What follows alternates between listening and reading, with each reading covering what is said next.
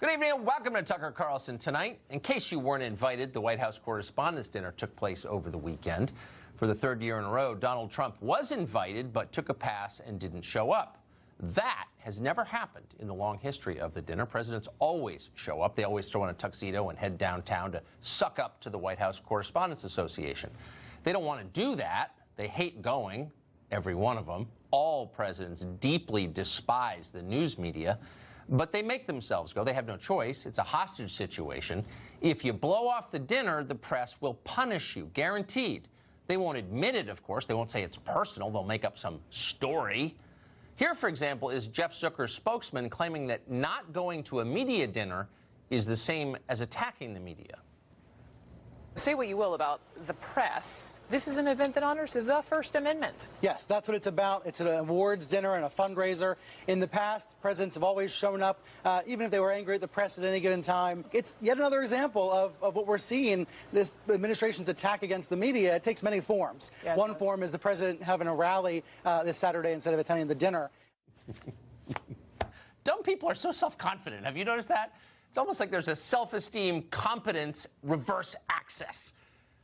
I think that's real. Anyway, they're telling us that going to your own event instead of our event is a form of harassment.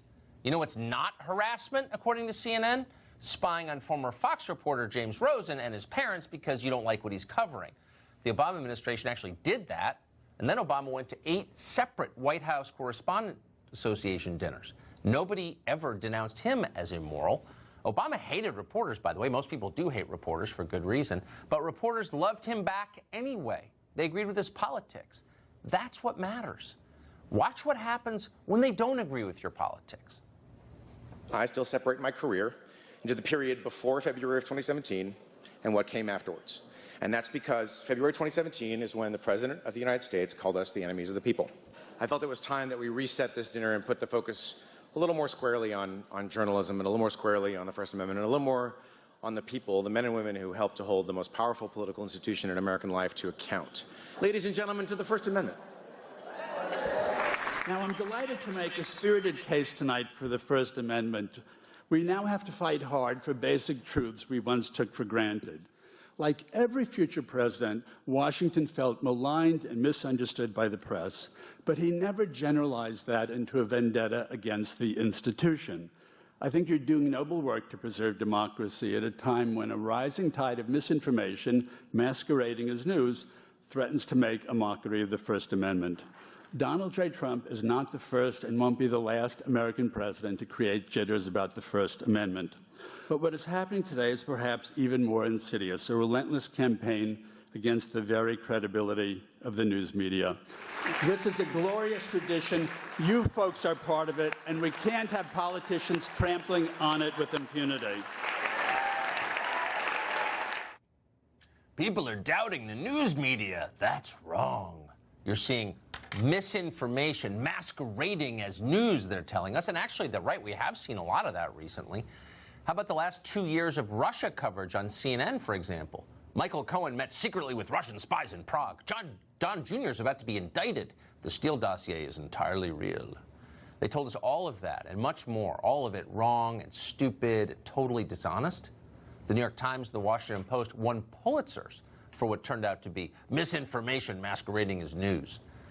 Last Saturday night would have been a perfect moment, actually, to apologize for that debacle and return the prizes they won. But no, nobody apologized. Nobody returned a Pulitzer. Instead, they celebrated themselves. No surprise there.